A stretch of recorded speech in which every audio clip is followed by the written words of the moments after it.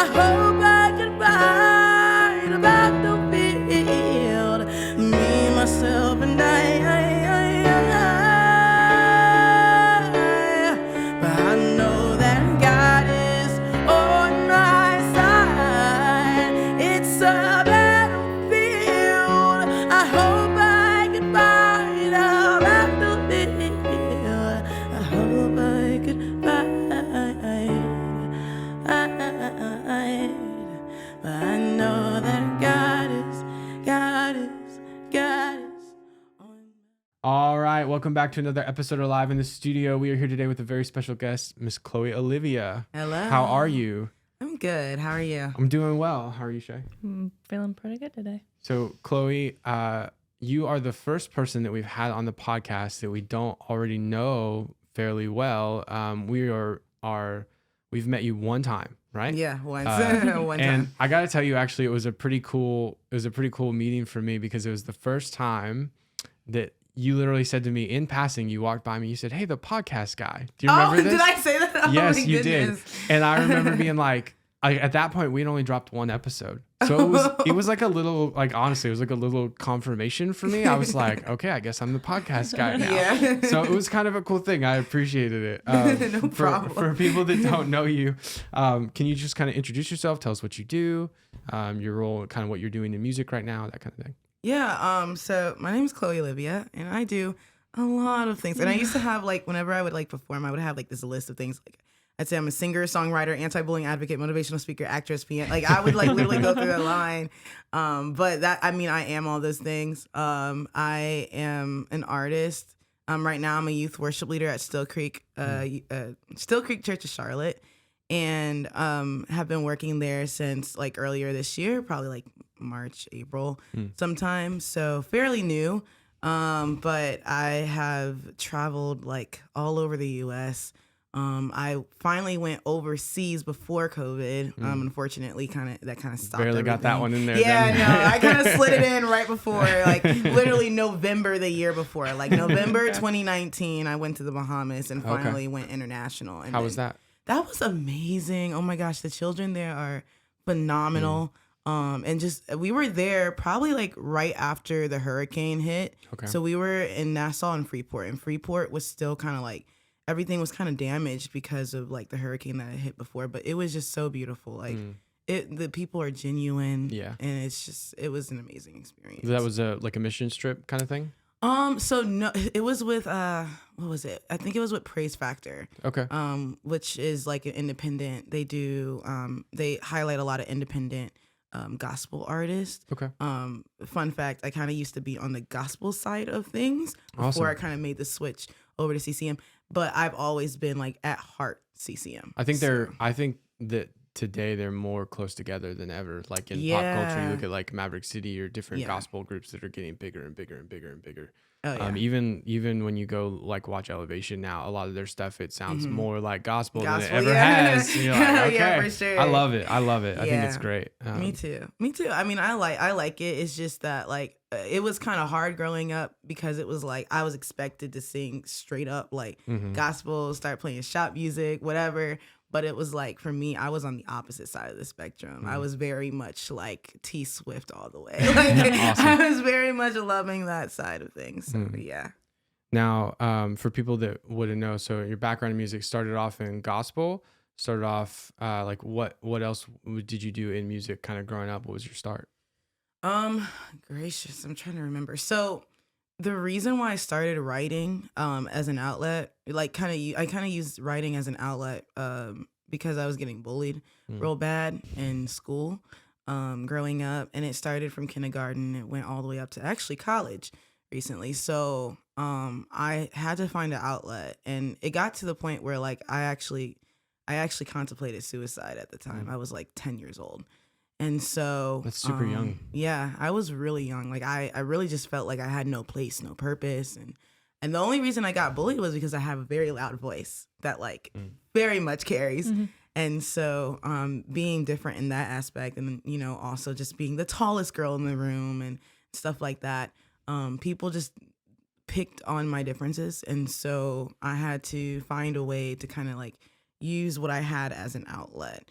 And one of the things that I had was, the piano, and I couldn't sing, but, my voice. And so that's when I started like writing songs, and then literally like a year after, I was going from like back to school event to back to school event, and then doing like my own events, like with my foundation and different things like that. And then it got to a point where like I was going to all kinds of award shows in middle school. That was like my peak, middle school. So I was going to award shows after award show. At Stellars, at the Doves, Praise Factor. I was coming home with like 5 different awards. And like literally, awesome. I like can't carry them all. I had to give it to my assistant. My mom was on the side. My mom is my momager, so she has been like my biggest #1 fan. Has been my family. Like they have supported me all the way to even today. They're just like, whatever you want to do, just let me know and we will do it. And they will. They'll get it done. So that's just kind of how it started. Now you started on keys? Yeah. So I started playing keys when I was 3. And I actually started with my toes. Really? So yeah, Really? I kid you not. So there is this album that my parents were playing on the you know how you can put like a CD in the DVD player and it'll play. So they had like the CD and this praise and worship CD, and it was playing Our God is an Awesome God. And so we had this mini little like 25 key keyboard, something like that. I don't know. It was very small, and it was up against the fireplace. And I turned around. So the keyboard was facing this way. I turned around facing the same way. And I started playing Our God is an Awesome God with my toes. I was like standing on top of the keyboard.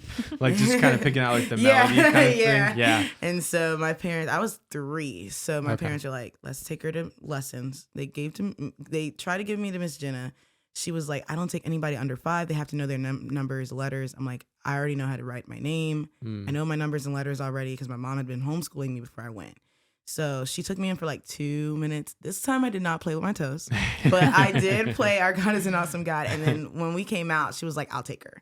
So that was my very first music teacher. And then I had a similar encounter like that doing, I started off, my first thing wasn't music, it was martial arts. Oh. And when I was super young, I started when I was like 4, kind of same age. Mm-hmm. And eventually I wanted to switch into doing other things. And like, when I started, it was just like kind of your generic, like kids class or whatever. Yeah. But it was 99. So it was kind of before that was even as popular as it is today. And then eventually I switched to like mixed martial arts. So I wanted to go take Brazilian jiu-jitsu when I was like 12. And at that point I had been doing it like 7-8 years. And I went in to ask if I could be a part of the class. And they told me, no, we don't take anybody under 16. Wow. That's crazy. I literally had to we had just moved from California to Virginia. So we asked, they said no. Then we went down there. They said, well, since you're here, let him sit in the class, and if he does well, we'll consider it. And I sat there and like best behaviored my way through the whole thing, because everybody at that time, everybody in BJJ was like probably 20 years or more older than me. I'm 12. They were all like almost like mid 20s, early 30s kind of thing. All the dudes, like full tats. There's this guy that had a tattoo that started here when all the way. That's crazy. And the full Jesus portrait on his back, like an avatar or something. Yeah, it was really quite the thing to be immersed into, and like it was all in the gym. So even like, I mean, I don't know. I was 12. I was probably oblivious to like if anybody had like a lifestyle that wasn't good. You know what I mean? But I'm sure. But in the gym, it's like very much like a sort of not in every situation, but like if you're jamming with another musician, like you're there to work, you're there to do what you're doing kind of thing a lot of the time. So for sure. What did you feel like you really took influence in while you were learning piano and like growing up starting to do music? Like who were you listening to, and what was your kind of influence? So my one of my biggest influences, and still to this day, I feel like I grew up with her. She's my soul sister from another mister. Like, China and McLean. Like, she was my biggest role model. I would watch Ant Farm all the time. Even like there was a period of time where like my family was homeless, and so we had to split from my dad and move up to Rochester, New York. And up there, I got like, that's when I learned about Disney, because I didn't have that down here in the South. It's like, you're in 2nd grade, you're not watching Disney. But when I was in Rochester, I started watching Disney, and I watched Ant Farm, and it was like, oh my goodness, like China McLean is like that girl. I'm here for it. So like I had all her. So I remember like my very first, we didn't really celebrate Christmas with the presents until we got to New York. So my very first Christmas present was like an Ant Farm album. Like it literally was an Ant Farm album. And played that thing till it stopped working, till it cracked. It had rips in it, and has been my role model ever since. Okay, that's awesome. I was thinking about piano. So my first introduction, like barely into music, was kind of similar thing. Both my grandmothers were piano players. Those are the only musicians I had in my family growing up at all. So my grandfather was a pastor, and so we would go stay with them on like Saturday nights. And he stayed in like the parsonage or whatever. So like right near where the church is at. I think the church owned the house, basically. I think that's what a parsonage is, right? Where like the church owns a piece of property where the pastor stays. I think that's what it is. So we would stay there. We would go there Saturday nights and we would stay the night with grandma and grandpa. Wake up and my grandpa would preach and my grandma would play keys. And they were kind of the dynamic duo kind of thing. So they were like hype men, like on the side. Like I mean, they were like don't touch me. Mid 60s, but you know what I mean? So not so hype. Although my grandpa, occasionally you'd see him get like really into like whatever he was preaching. He'd start to turn different shades, and like he'd turn like I remember watching him get mad, like or like hyped up, and he had I don't know exactly what it was, but like he had a couple heart attacks and things like that. So you see him get like really red, like he's feeling it. And I remember being like, "All right, calm down, Grandpa." But you got somebody with a washcloth, like my grandma. I'm pretty sure. Playing keys, like I look back on that, I didn't really recognize that it influenced me, but like it definitely did, you know. Yeah, that's awesome. Yeah. Wow. So let me ask you this: like when you think about music as a whole, we try to ask this to everybody. Becca has dubbed it our branded question. Shout out to Becca. Which is, what does music mean to you? To me, music is a language. It's a universal language that could be understood by everybody, no matter what they speak orally. And I just feel like it's something that has almost the power to save lives if you use it correctly. Music is like a tool that it just depends on who's behind it. Yeah. And you could either be, singing for the world or singing for Jesus and doing it for his glory. And so for me, like, it is a language that could be understood. And so because it is a language that is so universal and so broad, it has to be kind of like used the right way. Yeah, like steward is kind of what you mean? Yeah. Like to steward it as a gift. Yeah. I think that's cool. Yeah. We've talked with a couple different people, and I think I definitely think that is, I've thought on that a lot in the past few weeks, because we had somebody else that came on that kind of similar viewpoint. And I always am interested in that, because it's like, give you backstory on me. So I grew up pretty much like heavily in the church, but I really, I would say as far as music goes specifically, eventually when I started getting into guitar, I was really just hunting for things to learn. And so I was like venturing out into, basically, if there was a cool guitar part on the song, I really didn't care what else was in the song. And I always thought that was interesting, but from the music that I like to listen to, that I thought I connected with, a lot of it I would say was either borderline secular or secular.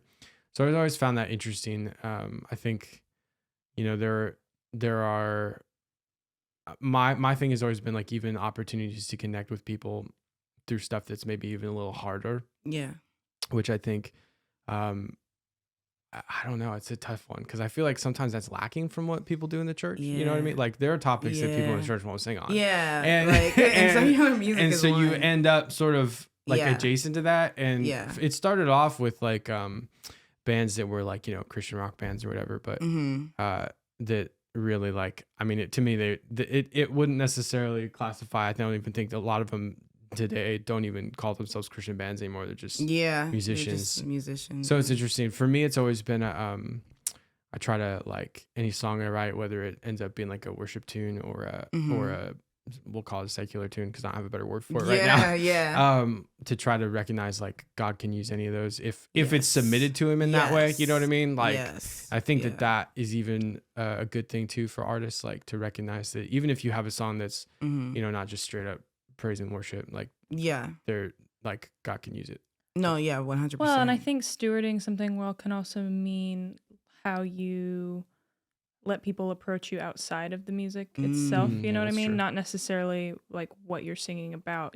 Like we've gone to gigs where we've sang about you know, like a lot of our songs Tennessee are completely whiskey. secular. We've definitely sang Tennessee whiskey. Tennessee whiskey. Oh my But goodness. I don't know anybody who hasn't tried it. Right. But people come up to us after and they're like usually they can tell some things different about us, or they're like, we talked to them about when we got married, we were really, really young, and that kind of thing. And it's just about who you are all the time, not like the context of your songs that we have that are maybe a little about tougher times or whatever, and then sort of like the context of what we do with the rest of our life. I hope that people, you know, hopefully get to know us in whole instead of in part. Sure. You know what I mean? If you looked at my saddest song and that's all you saw about me, like, you'd be like, he probably needs help. You know what I mean? Like, but you look at my whole life, and I definitely think, well, my personal opinion of my own life is the Lord's blessed it. So I hope other people see that too. Exactly. You know? And I totally agree with that, like 100%. Yeah. I think growing in like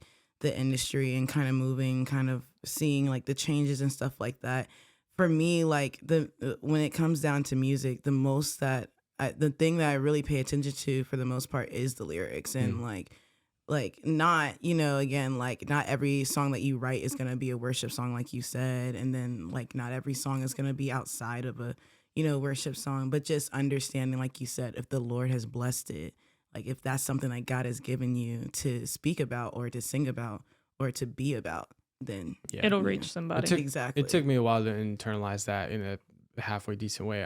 I grew up, I was the opposite. I was never a lyrics first kid. Yeah. I was always like, oh, that cool guitar part, or oh, that sound is awesome, or the feeling of whatever's going on, like from you look up the lyrics later, you're like, well, that's and literally like, it probably took me I would say 15 to 21, 22 before I really like started to think maybe I should think about what I'm listening to. You know what I mean? Like it took me a minute. And sometimes I'll still go back to records that aren't like, I would say the best, but they're not the worst. I tend to like catch myself being like, if I'm in a bad place already, maybe don't throw that album on. You know what I mean? Yeah. Like that Felt kind of thing. That kind of thing. Felt that.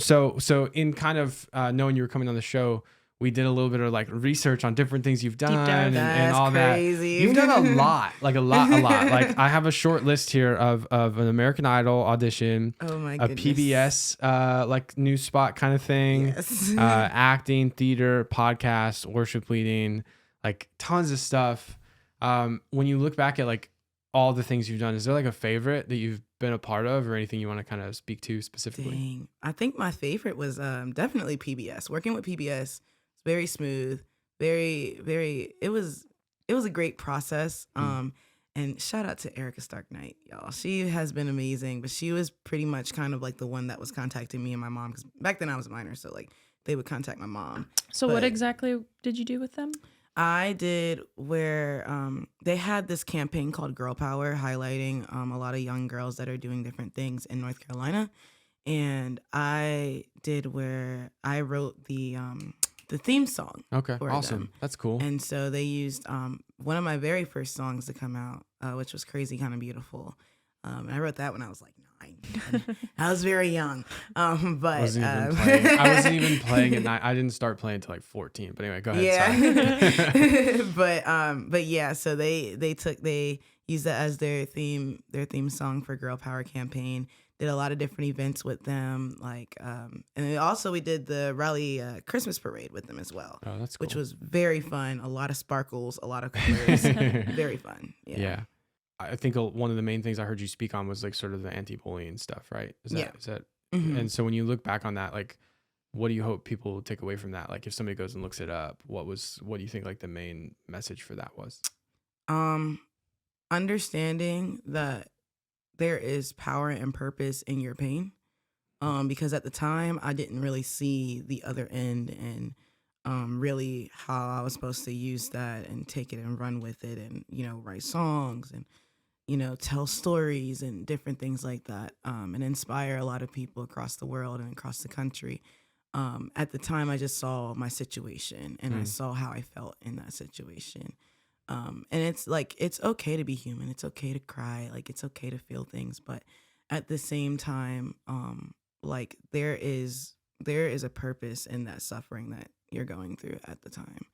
And so at the time I didn't see it, but then I was able to overcome it and take that negative and turn it into a positive by like reaching kids across the world and trying to put it into something meaningful for, you know, other people that might have went through exactly like what I went through, or just kind of like have similar stories and backgrounds. And that's awesome. Now I'm seeing it more and more now that I've become a youth worship leader, because I'm working with middle schoolers and high schoolers. Yeah, that's right. And so a lot of these kids are literally going through the same thing that I went through, or something similar than I went through. So to be able to have that experience and wisdom through that and guide them and kind of help them through this time of their life is very important to me. That's awesome. Yeah, I think anytime, it sounds like a lot of that kind of talks like you go through something and eventually, like for me, from a musician's perspective, like if I'm going through something, eventually in a weird way, like through writing about it, like it gets like invested into my music. If you know, if you kind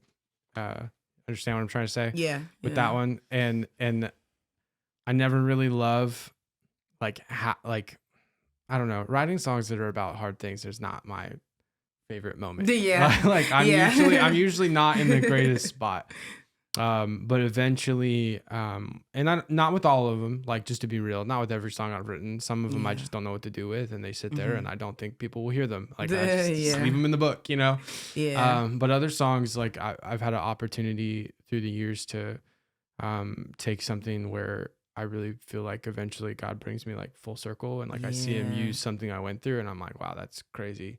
We have a song on the Relevant record called Still My God, that I wrote literally like in tears, sitting on a bed at a cabin where I was like trying to like honestly, truthfully, like unplug from the Lord, which is a really stupid thing to do. Yeah. But I was having a hard time, and I didn't want to feel about it anymore. I didn't want to be, I was like, I just need a break. We drove up to the mountains, and I remember going there to like get away, and I like got there and like everything that I felt was like waiting for me there. Yeah. And I almost had like more space to feel it, and it got worse. And I was like, so I sat down to write, and she came in and sorry, I bumped the mic. She came in and checked in on me. Like I had like ghosted for like an hour or something like that, just sitting there. And I was like unglued writing that song. And then we like maybe 2 years later, it ended up going on the church record, and we got to lead it. And like, we've heard a room of 200 people sing that back well, at us. yeah, but I try not to make it like, I try to not make it about that. I guess what it really is for me is like to recognize that like, no, I just mean like you've reached people with it. Is such a, like God has, it's such an imperfect moment for me that like, I'm not proud of it as like a thing for me. I'm just really thankful that it happened and I got to see it, you know. And like one of our pastor's son, he learned the lyrics to the song like the first day we ever sang it. The song wasn't even out yet. Wow. And wrote them all down on like sticky notes. And I have them in a frame in my That's office. Crazy. And so it's just like, even like to take a song like that, there's something really difficult I'm going through, and like have my wife lead it with me. It's like a gift. Like you're like, wow, this is insane. This is not Sometimes what I expected. I end up leading the whole thing because you break down. Like a fair enough amount for sure. No, honestly, and music can do that. Like it's like there's songs that like I know that I've written that I probably would have like 2 years later, 3 years later down the line when I am up there and I'm actually singing it for the first time. Like I'd probably break down too. Yeah. Because it's just like where God had me and where I am now. Well, let's go lighthearted for a second, because we're kind of talking about it, but we're kind of not. Are you working on new music right now? Like, do you have anything in the works coming out? Dang, I would like to. You would like to? Yeah. I would love to. Recently, I haven't been writing a lot because I've been working with the church. But honestly, like, man, I'm working on stuff. It's just not copywritten. That's the bad part about it. I'm just ready to just like put it out, and it's like, nope, it's not copywritten. Like you gotta copyright it. That's the problem we've had for a very long time. Like we would run into people that would want to steal our songs. Oh, really? Wow. Oh my goodness. I cannot tell you I still have a song now that I am like waiting and holding on to release, because it's like literally I know that if I release it, it will be an uphill battle because they're like ready to just steal it.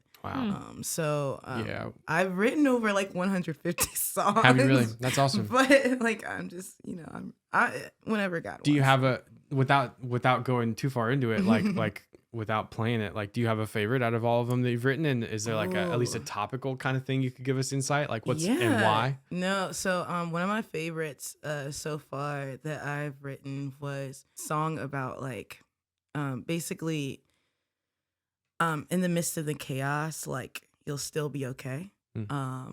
And so it's basically kind of, I wrote it in college, my first semester of college when I was away. I was about like 5 hours away from home. And I just remember all the noise. So like I graduated a year early from high school. And so I had a lot of people that like, kind of watched me. And so there were a lot of people that still tell me to this day, like that I shouldn't have graduated and I should have stayed and been a kid, whatever, stuff like that. And then I got to college. It was just a lot of noise. I was kind of like far from, I feel like I wasn't holding up like my end of the stick as far as my relationship with God. So it was just kind of like a lot of noise, a lot of outside noise and talking. And so I remember I was in film class, y'all. I was in film class and I sat there and I was during a lecture and in my head, it was like in the chaos. I was like, what? I was like, and wrote a whole, like the entire like hook and chorus or whatever while I was sitting there in a lecture in film class. I'm so sorry, Dr. Were you hoping Piper. you didn't ask any questions? Yeah. Like had no idea what was going on during a lecture, just wrote the song. And then I went straight to the music room because at the time where I was living, I didn't have my keyboard out. I went to the music room down in the basement and I finished this song. It's literally just going through like all the outside noise and like the voices that try to, attack you and different things like that. But still in the midst of that, like you're like clinging on to God and your relationship with him and clinging on to your faith, like you'll still be okay. And that's basically what the song, I think that was like one of my favorites that I've written because it's very almost like Broadway-esque. That's awesome. Do you have a, so I have a song in my songwriting notebook, which if you've followed me on YouTube for any amount of time, for a while, we every January we did like a challenge to ourselves to do like 30 videos, like one every day for the month of January. And we had like a little bit of like a mental breakdown at one point, trying to force ourselves to do that. We were just like out of ideas, tired. It was like late at night. We decided to play 20 questions because that's all we could think to do. We turned it into 20. We were also hungry, so we turned it into 20 questions, 20 nuggets, and we went and bought like McDonald's chicken nuggets at like midnight. And just played 20 questions while eating food. That is hilarious. It was a total cop out as far as doing what we said we were going to do, but we made a theme song for it. that theme song is in my songwriting notebook. I'm pretty proud of that one, but you can see what she thinks of it. She's like, We were recording that. I'm like, why are we doing that? You actually recorded? Yeah, it has like, I'll show it to you. It has like, she's not going to want to show it to you. It has like, maybe, I don't know, it's 10 like 10 or seconds 15 long. vocals in it. Oh my goodness. Yeah, Hold on. No, please don't do this right now. Ask her another question while I find this. Oh my God. Ask her another question while I find this. Okay. What is like your favorite genre of music to like listen to? Like who's on your playlist these days? These days. Yeah. It's kind of funny because the music I listened to determined like the phase that I was in. Like I had a bit of an emo phase. Like I had a bit of we all did. Yeah, I know, right? Like a little hip hop phase, you know what I'm saying? With the snapbacks. Right now on my playlist, probably okay, don't fight me. A lot of like Ella Fitzgerald and Frank Sinatra. Oh no, I won't fight you on that. Like her dad was a saxophone major. My dad's a jazz musician. Yeah, so she's you guys are on one. Yeah, I love it. Like recently, it's been very interesting to listen to it. Like I'm very much like if I were to live in any era, it'd probably be between like this 50s, 60s. And so I've just been really loving that. And just kind of like the jazzy type thing. And then like even like songs that are like foreign that are like from overseas. Okay. I mean, like, like because jazz is like a pretty broad genre. Yeah. So it's like everywhere. But yeah, that's what I'm listening to right now. I love it. love that. I cannot believe you're about to play this podcast. I edit this. I'm gonna cut it. You're gonna cut, as in you're gonna cut in the real thing. Cut in the real. 20 nuggets, 20 questions. Okay, this is an old video, so audio quality's terrible. That is so funny. It's time for 20 nuggets and 20 questions. Wait for it. Yeah. we tried very, like, I was like, all right, I'm gonna have fun with this. I've been like, dreading this day. It was way too late at night, and I was really tired, and I thought it was a brilliant idea, and I don't think still does clearly. It wasn't good. It was brilliant. So I'm pretty sure, like, I don't know. I grew up. I like chicken nuggets. They're good. Who doesn't? From where though? Anywhere really. I'm not picky. He's not a picky chicken nugget Other either. than no, that's not true. Like, I pretty much like them all. Yep. They're all pretty good. Even McDonald's? Yeah, especially McDonald's. I love McDonald's chicken nuggets. I don't like McDonald's No, chicken nuggets me either. neither. No, do you have a favorite? My favorite, all right, I hate to be this girl, but Chick-fil-A. Chick-fil-A is good. Or Wendy's. But it has to actually be cooked. Yeah. I'm pretty sure, you know, like the videos where they do like people do like blind taste tests of different kinds. Yeah. I'm pretty sure I could nail that. That is so crazy.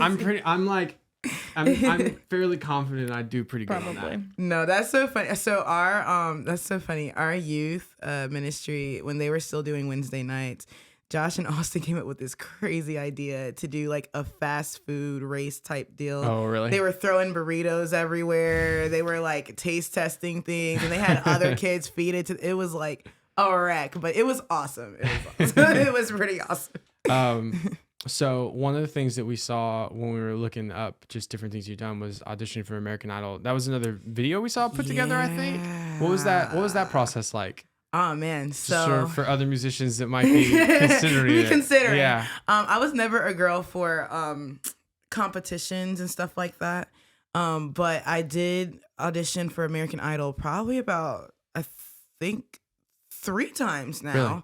I think my first was like when I was in middle school, like my first 2. So I went, it's a very long and very strenuous process. It's very much like you have to go through like 2 or 3 auditions before you can even get on stage to what we see American Idol. So it was like American Idol recently, and then AGT I did when I was in middle school as well. Okay. Because I was younger and I was a minor, so I couldn't, do X Factor or American Idol or anything like that. Okay.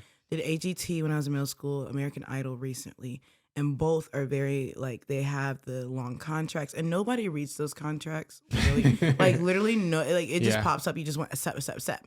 And so that's what I did in middle school. Even though like my mom was with me, she's like, make sure you read the contract. I was like, no, I'm not gonna read it. So we kind of like skimmed through it and then pressed the step. I think I was sitting in the same room as Grace Vanderwall when she auditioned as well. I think she's younger than me. So we were both across from each other. She had her little ukulele. Her mom was there sitting and talking to my mom. We talked about writing songs and stuff like that. And we actually auditioned in the same room too. So most of the time you're going to be in with like a group of people, and then like, you go in, they'll have a keyboard or whatever you needed, like, or whatever you brought with you, for that group. And they just basically, they ask your name, and then you just go and do your thing. 1 minute and 20 seconds is probably the length that I would keep it at. However, if you don't read the contract, you will be messed over, because I auditioned my first 2 times with original songs. Oh, really? And the contract very clearly says in all of them that like anything that you perform or whatever is their property. So it's like if you sing a song that's original, even if it's copywritten, they can take that and they can use it and they can make profit off of it. Wow. So read your contract. I didn't read that until like American Idol. And then once I saw that, I was like, oh, dang. Yeah. So I'm sure it's probably been that way forever. It's literally, and people are sitting up here and they're singing their original songs and they wonder why they hear the fine print. Read it. Please read it. Yeah, I don't know. I'd be.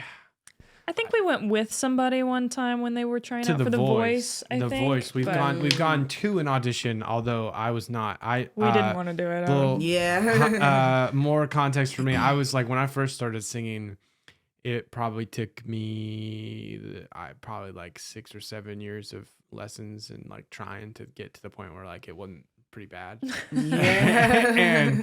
and so I was never. I don't think I ever would.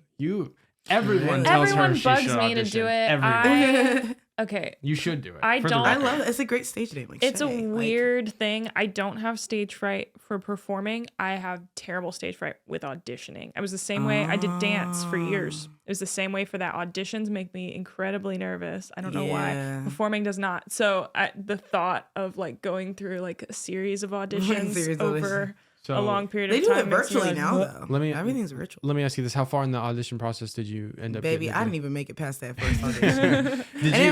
Did you? Well, what I was gonna ask was like, did you? Are you like glad that you did them? Like, because like for her, like you know what I'm saying. Like, if you would you recommend doing it just to do it, or maybe not? Yes. And so like I'm glad that I did it because I made some cool contacts doing that, like being able to meet some cool friends. And then even like with American Idol, I didn't meet him at auditions, but I met him, Drake McCain, who's on American Idol, and Shay Wynn, and I met them at Artist Music Guild, and they're I've pretty heard of that awesome. before, but I can't remember awesome where. people, amazing people. To be around, and their energy is awesome. So just doing auditions, meeting people. Like I said, I was kind of sitting across from Grace Vanderwall. I was like, "Hey, what's up, shawty?" And stuff like that. So it's cool to get to connect with other musicians, but at the same time, I was walking through those auditions and seeing some wild stuff. I was like, "Wow, okay." And then like gladly, I did American Idol virtually. I did that audition virtually. Much easier. And again, you're not walking through a whole bunch of people that are screaming the roof off. So there's that. Well, let me ask you this: what would be a piece of advice you would give like a new artist? Maybe either something they could try, or just general music advice, whatever you think. But what's a good piece of advice for a new musician or artist? Know what and who you're doing it for. I think is kind of like my biggest thing. That's gonna be your biggest motivator, whatever you're doing it for, and just kind of keeping those priorities in straight as you go throughout the journey, because it is very much an adventure. Do like recording or singing music or playing behind other people or whatever. Just really know the why. That's the biggest thing. Yeah, I think it's easy to get lost in it if you don't have that, you know.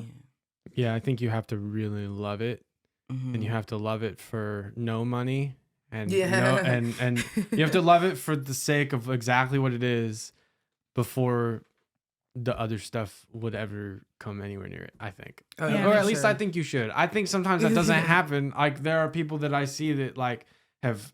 I hate this phrase, but made it because I don't have a better one. Yeah. And like I don't really think they love what they do, and that always saddens me. But that's not specific to music. I just really don't like. Well, and as soon as you make it your thing, like where it's not just for fun, like it is some sort of job occupation, whether you're paid or not. As soon as you make it your thing, you know, there's going to be stuff in it you don't like to do. I have a video of him from the other day. We were acoustic tracking for a project we're working on. And he was like 5 acoustic tracks in, and he's like, I love my job. I did say that. Just had to remind himself. It was no, we had just watched what movie was that? Devil Wears Prada. The Devil Wears Prada. Have you seen that movie? Oh my goodness, love it. And she's like sitting at her desk. What happens? I don't remember what happens in the movie, but she sits there and she's like, "I love my job. I love my job." Repeating it. That is too funny. Honestly. So, couple questions as we wrap up. But if you could collab with any artist, who would you choose? Naomi Rain. Straight up. And it's only because I met her in person. Oh, really? That's cool. Probably my 6th grade year in middle school, so a good minute ago. And I think she was going on Dub Awards with Todd Delaney because she had they just released that song, Pour Me Out. And I just remember sitting there and just talking to her and connecting with her. And then my mom was there. I don't even know if I can find that picture. It's like, it was a very long time ago. But after that, I was like, she just has a great personality. And just kind of seeing her now, like with Maverick and with Chandler and stuff, it's just really, I'm like, I would, that would work. I love her voice. Oh yeah, Very, yeah. I think I had to do one of her songs. We had to do some Maverick City song at one point or whatever. And I mean, obviously I don't sound like her. Yeah. So I was like, Yeah. I just want Naomi Rain's tone, man. Yeah. Like, that's all I want for the song. Who would, we haven't actually, we sometimes do roundtable questions. Who would your dream collab be? We haven't asked ourselves this. Oh, Just curious. If it was just me doing it or like you and I as a band? Just you. Man, that made did that make the question harder? Yes. That made the question harder. Okay, you answer. I gotta think about it. I don't know. My dream collab. Okay, my dream collab for both of us, I think, would be Joy Williams. Joy Williams. That was literally who I was about to say for she just me was too. the girl in the Civil Wars. They are like Americana bluegrass. Oh, yeah. Okay. So I was trying to. We got to go see her live. She had a concert in Asheville maybe 2 years ago. Okay. She was like 6 to 7 She was like 8 months pregnant. Like and the album was called, I think it's called Front Porch, right? And the whole concept for the album was basically like to make people feel at home. And to kind of welcome people to something that could be home was my kind of understanding of it. That might not be I might not be doing her explanation of it justice, but kind of this idea of like, for this concept in this hour while we're here together, like I want you guys to feel like you're at home. And I remember walking in, and I was not overly excited to go see that show. She was. Yeah, I dragged him there. And I walked in, and she is one of the most genuine, like, truly just welcoming people I think we've ever seen live, and her voice is insanely good. Wow. And in the Civil Wars, the guy who was in that duo, they had a lot more of like a rock bend. Like, it wasn't rock at all, but he had a rock bend. It was like Americana. I feel bluegrass. I feel like it could go a cool direction. That's awesome. Would work for both. Yeah, of us. actually, as soon as you said that, I was like, that would be who I That's would our want to dream collab collab. with if I was going to do it. The Colony House is always on our list too. That is Stephen Curtis Chapman's two sons. Yeah. They're in a band that's insanely good. I didn't know that. Yeah. Check The that out. oldest brother is the singer. The youngest brother is the drummer. They're pretty good.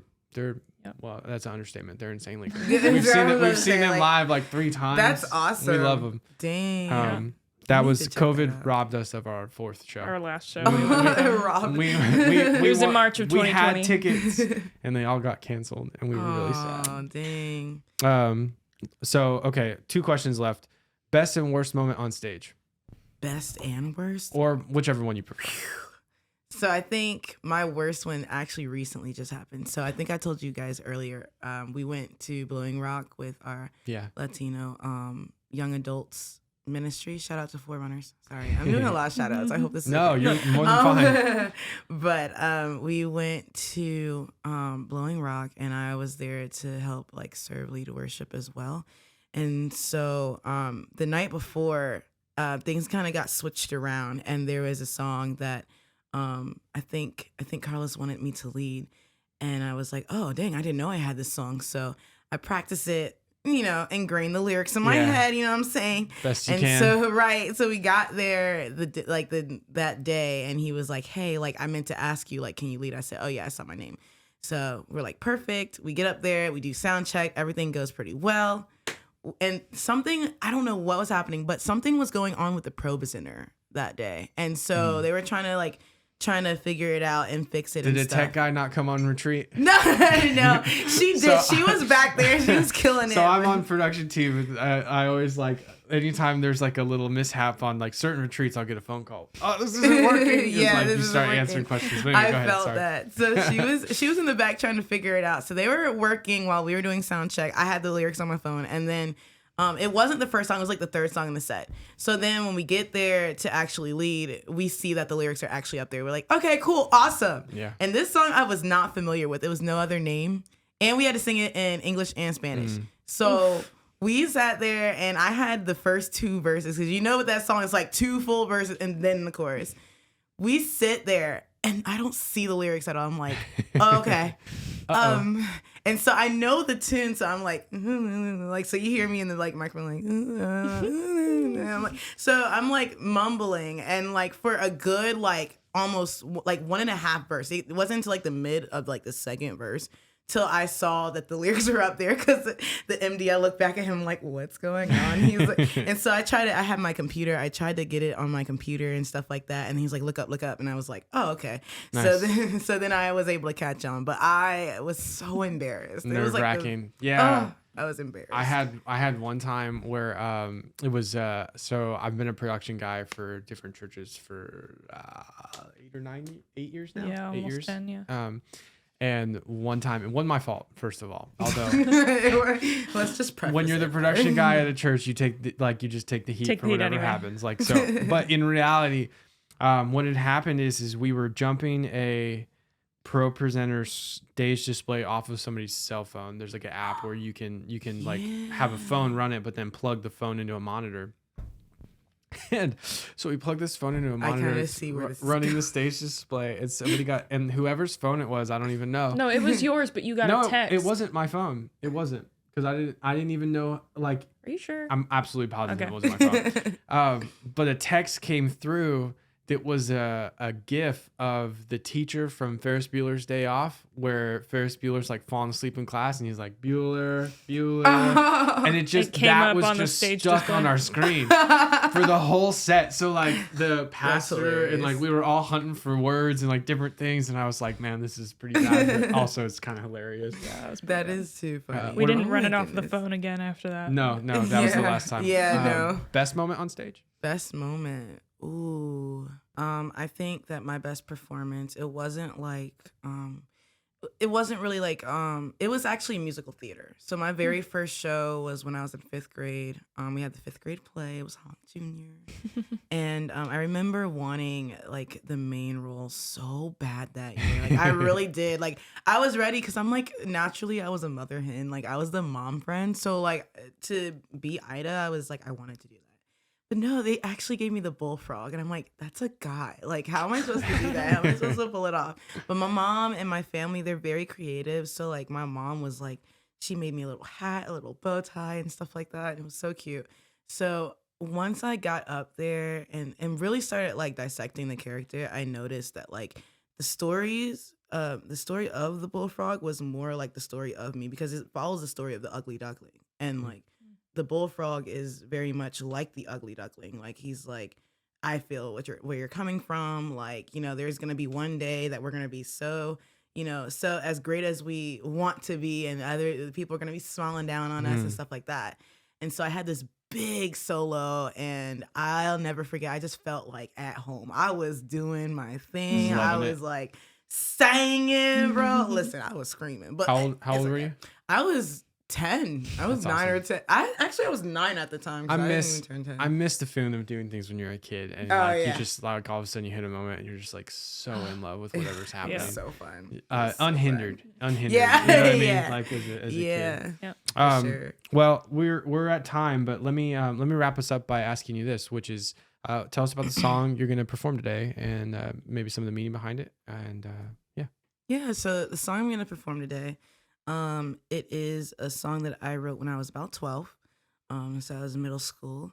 And like I said earlier, like I did have a pretty rough bout of bullying and different things like that. And then when I was about 12, I noticed that there were, a lot of violence going on, especially in Charlotte with Keith Lamont, and surrounding areas. And so me being young at the time, I really just wanted, like I said, I used music as an outlet. So I kind of wrote how I felt throughout the song. But then I wrote how I felt, which was I felt like I was on a battlefield, like constantly on a battlefield. It was constantly a fight. Every single day I was in a lion's den.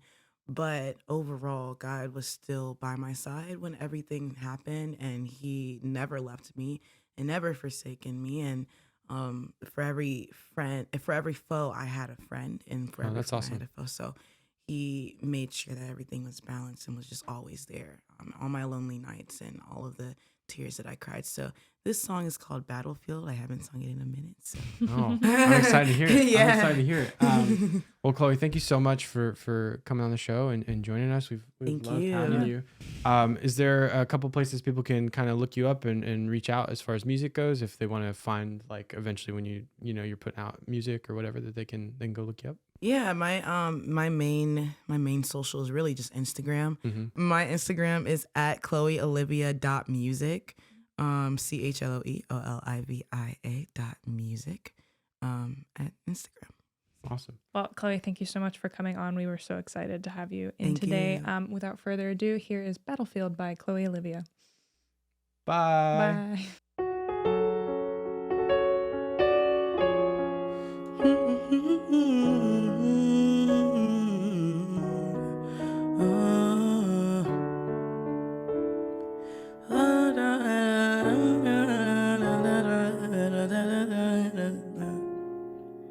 It was a small town. No one liked me in it because of the things I've apparently done, so over dramatic. I feel so alone, just me, myself, and I. But you know what they did was wrong. That's not a lie. It's a battlefield. I hope I can find a battlefield. Me, myself, and I. But I know that God is on my side. It's a battlefield. There's nowhere to hide. A battlefield. I hope I can find. But I know that God is on my side. God is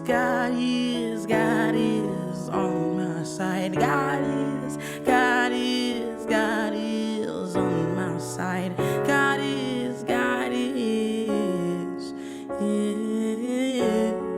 Why are you so cruel, so entirely rude? And when you speak to me, you speak with your attitude. I feel so alone, just me, myself, and I. But you know what they did was wrong. That's not a lie. It's a battlefield. I hope I can find a battlefield. Me, myself, and I.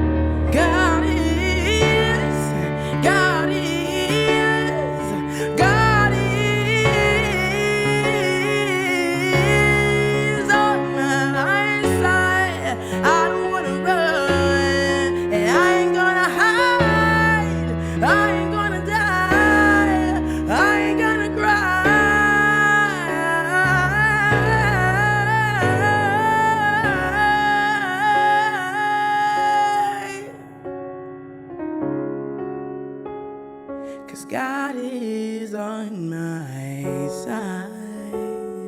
I